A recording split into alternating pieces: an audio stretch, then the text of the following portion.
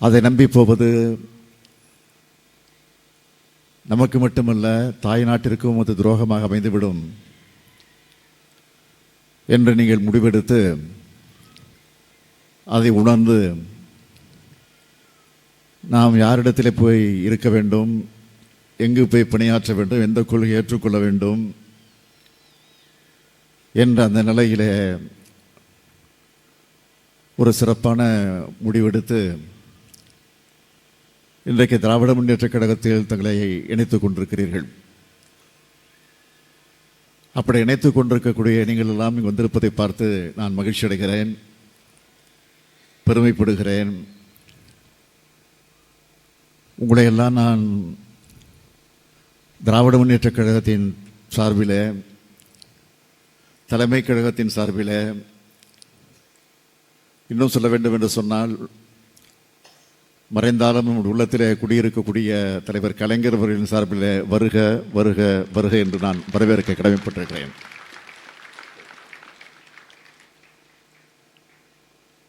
வரவேற்புரையாற்றிய ராஜீவ்காந்தி அவர்கள் அவர் சில ஆண்டுகளுக்கு முன்னால் தன்னை இந்த இயக்கத்தை ஒப்படைத்துக் கொண்டு அவர் இந்த இயக்கத்திற்காக தொடர்ந்து எப்படியெல்லாம் பணியாற்றி கொண்டிருக்கிறார், கழகத்தினுடைய மாணவரணியின் தலைவராக பொறுப்பேற்று அந்த பொறுப்பை உணர்ந்து எப்படி தன்னுடைய உழைப்பை உழைத்துக் கொண்டிருக்கிறார் என்பதை நான் பல நேரங்களில் பார்த்திருக்கிறேன், கேட்டிருக்கிறேன். நம்முடைய மாவட்ட செயலாளர்கள், நம்முடைய கழகத்தோடு சொல்லக்கூடிய அந்த செய்திகள் எல்லாம் கேட்டு நான் மகிழ்ச்சி அடைந்திருக்கிறேன். ஆக இப்படிப்பட்டவர்களெல்லாம் இன்றைக்கு இந்த இயக்கத்தில் கிடைத்திருப்பதை எண்ணி நான் மகிழ்ச்சி அடைந்தது உண்டு. சில நாட்களுக்கு முன்பு ராஜீவ்காந்தி அவர்கள் என்னிடத்தில் இந்த செய்தியை சொன்னார். ஆயிரக்கணக்கான தோழர்கள்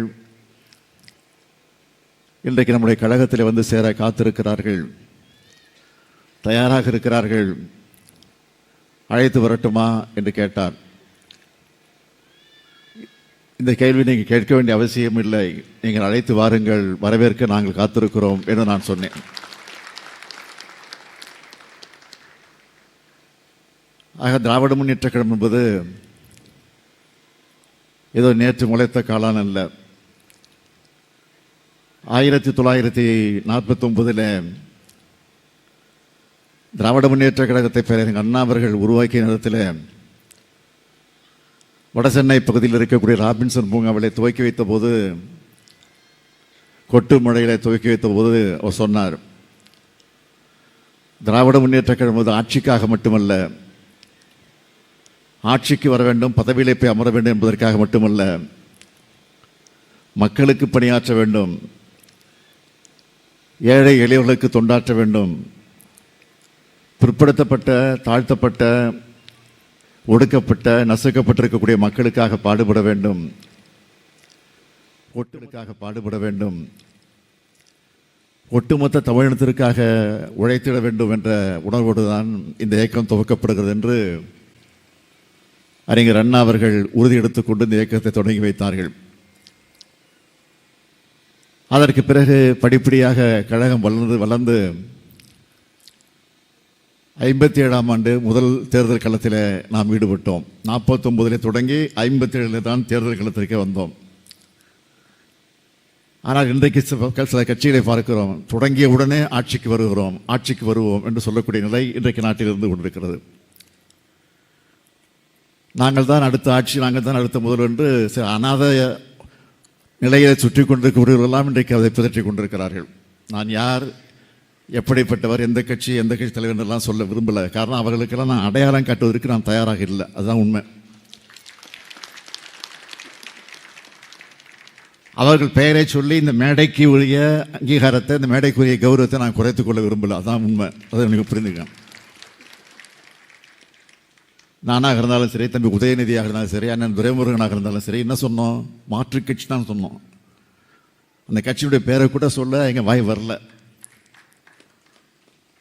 காரணம் எத்தனையோ கட்சி இருக்குது, எத்தனையோ கட்சி பேரை சொல்கிறோம். ஆனால் இந்த கட்சியின் பேரை சொல்ல நாங்கள் மறுப்பதற்கு என்ன காரணம்? உண்மையிலே ஒரு அரசியல் கட்சியாக இருந்து, மக்களுக்காக பாடுபட கட்சியாக இருந்து, உழைக்கக்கூடிய கட்சியாக இருந்து, உண்மையிலேயே தமிழனுக்காக பாடுபட கட்சியாக இருந்தால் நாங்கள் சொல்லலாம்.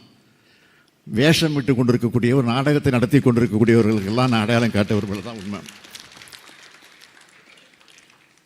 49 தொடங்கி இந்த இயக்கம் 57 முதல்ல தேர்தல் களத்திலே நாம் ஈடுபட்டோம்.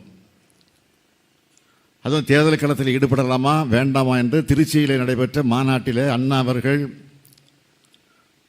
அந்த மாநாட்டிலே கூடிய இந்த மக்களிடத்தில் ஓட்டுப்பெட்டியை வச்சு வாக்குச்சீட்டை கொடுத்து, ஓட்டுப்பெட்டியை வச்சு ஒரு துண்டு சீட்டை கொடுத்து அதில் தேர்தலில் ஈடுபட வேண்டாம் என்று எழுதி போடுங்கள் என்று சொல்லி,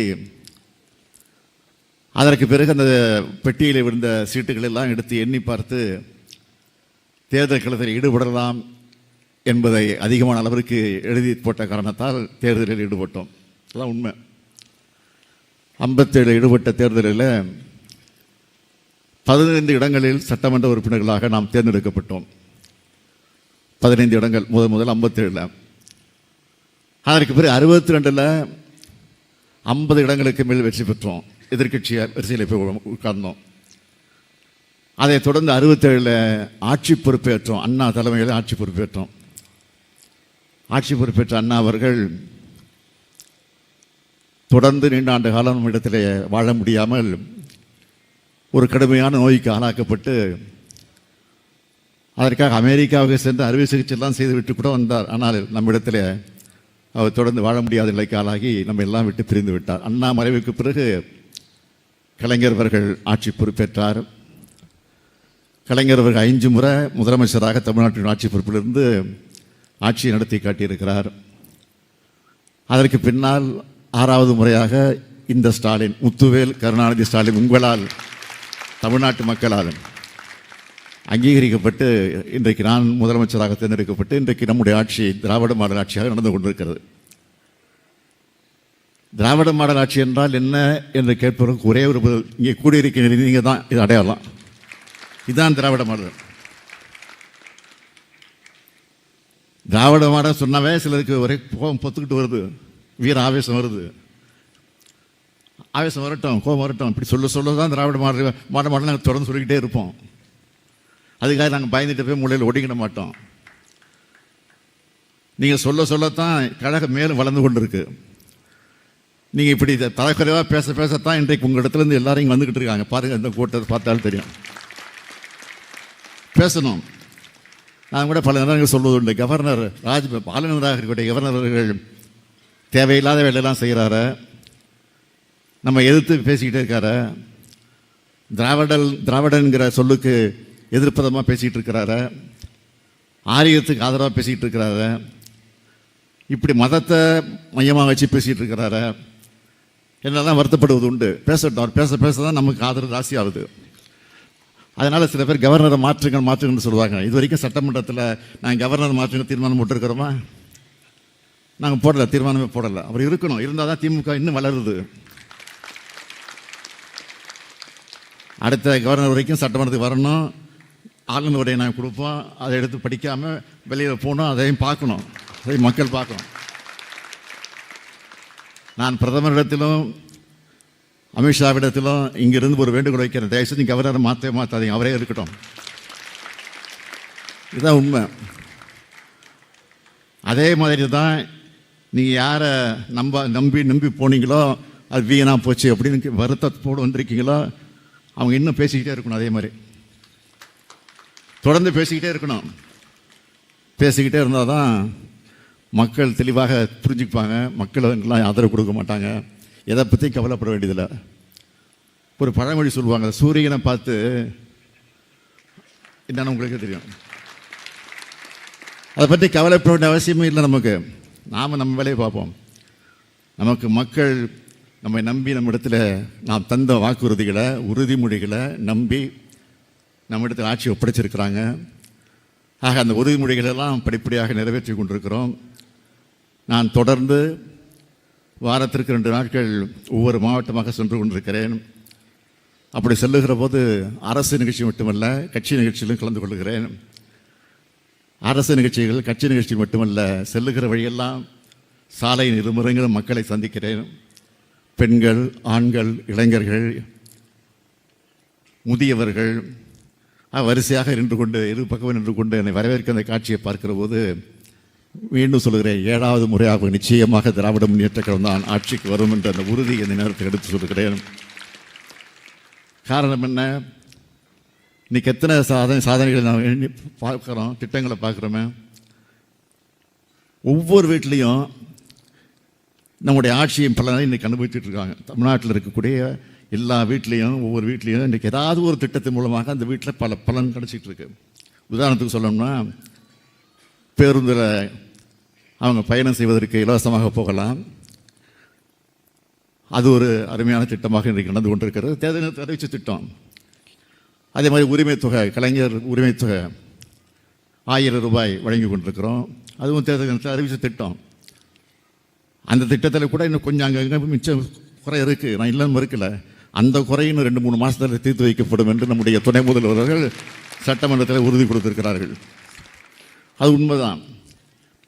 அதைத் தொடர்ந்து ஆரம்ப பள்ளிக்கூடங்கள் படித்துக் கொண்டிருக்கக்கூடிய மாணவிகள் கல்லூரிக்கு செல்லுகிற போது அவர்களுக்கு வசதி இல்லாத காரணத்தினால் அவர்கள் படிப்புக்கு செல்ல முடியாத சூழ்நிலை வருகிறது என்பதை அறிந்து புரிந்து அவர்கள் அத்தனை பேரும் கல்லூரிக்கு வர வேண்டும் என்ற உணர்வோடு மாதம் 1000 ரூபாய் புதுமை பெண்ணர் திட்டத்தின் அடிப்படையில் வழங்கப்பட்டுக் கொண்டிருக்கிறது. மாணவிகளுக்கு மட்டுமா, மாணவர்களுக்கு கிடையாதா என்ற ஒரு கேள்வி வந்தது. உடனே மாணவர்களுக்கு உண்டு, தமிழ் புதல்வன் என்ற திட்டத்திலே மாணவர்களுக்கு 1000 ரூபாய் வழங்கப்பட்டு கொண்டிருக்கிறது. அதேபோல் காலை உணவு திட்டம். அந்த திட்டம் என்பது மதிய உணவு திட்டமாக நீதி கட்சியினுடைய தலைவர்கள் ஒருவராக இருந்த தியாகராய அவர்கள் அந்த திட்டத்தை தொடங்கி வச்சிருந்தாலும், பெருந்தலைவர் காமராஜர் அவர்கள் அந்த திட்டத்தை செழுமைப்படுத்தி கொஞ்சம் விரிவுபடுத்தி இருந்தாலும், மறைந்த எம்ஜிஆர் அவர்கள் முதலமைச்சராக வந்தபோது சத்துணவு திட்டமாக அதை மாற்றினாலும் அது உண்மையான சத்துணவாக இருக்க வேண்டும் என்று தலைவர் கலைஞர் அவர்கள் சத்துணவு, முட்டையோடு கலந்த சத்துணவை தந்தார்கள். இப்போ மதிய உணவு திட்டம் மட்டுமல்ல, மதியம் வழங்கப்படக்கூடிய திட்டம் மட்டுமல்ல, காலையிலையும் ஒரு திட்டத்தை ஏற்படுத்தி காலை உணவு திட்டம் என்ற திட்டம் வழங்கப்பட்டு கொண்டிருக்கிறது. அந்த திட்டத்தை பார்த்து இன்றைக்கு பல மாநிலங்கள் மட்டுமல்ல, வெளிநாட்டில் இருக்கக்கூடியவர்கள் அந்த திட்டத்தை பார்த்து நாங்கள் நிறைவேற்றப் போகிறோம் என்று கனடா நாட்டிலே இன்றைக்கு அது நிறைவேற்றப்பட்டு கொண்டிருக்கிறது. ஆக இப்படி பல்வேறு திட்டங்களை நாம் நிறைவேற்றி கொண்டிருக்கிறோம். எதற்காக இதெல்லாம் உங்களுக்கு சொல்கிறேன்னா, இதெல்லாம் நீங்கள் மக்களிடத்தில் இந்த தேர்தல் 1.5 வருஷம் தான் இருக்குது. 1.5 வருஷத்தில் தேர்தலை சந்திக்க போகிறோம். யாராவது ஏதோ பேசிக்கிட்டு இருக்கலாம், அதை பற்றி நம்ம கவலைப்பட வேண்டிய அவசியமே இல்லை. நம்ம சாதனைகளை மக்கள் புரிந்து கொண்டிருக்கிறார்கள். அதை நினைவுபடுத்தினாலே போதும். 200 இல்லை, 234 தொகுதியில் நாம் தான் வெற்றி பெறுவோம் என்னொரு சூழ்நிலை அமையும். அதற்கு நீங்கள் எல்லாம் துணை நிற்க வேண்டும். அந்த பணியை நிறைவேற்றி தருகிற நம்பிக்கை எனக்கு நிரம்ப இருக்கிறது.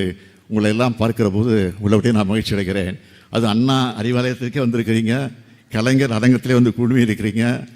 இந்த கலைஞர் அரங்கத்தில் திரண்டிருக்கக்கூடிய உங்களுக்கு என்னுடைய வாழ்த்துக்களையும் பாராட்டுக்களையும் தெரிவித்து வருக வருக வருக வருக என்று தெரிவித்து விடைபெறுகிறேன். நன்றி, வணக்கம்.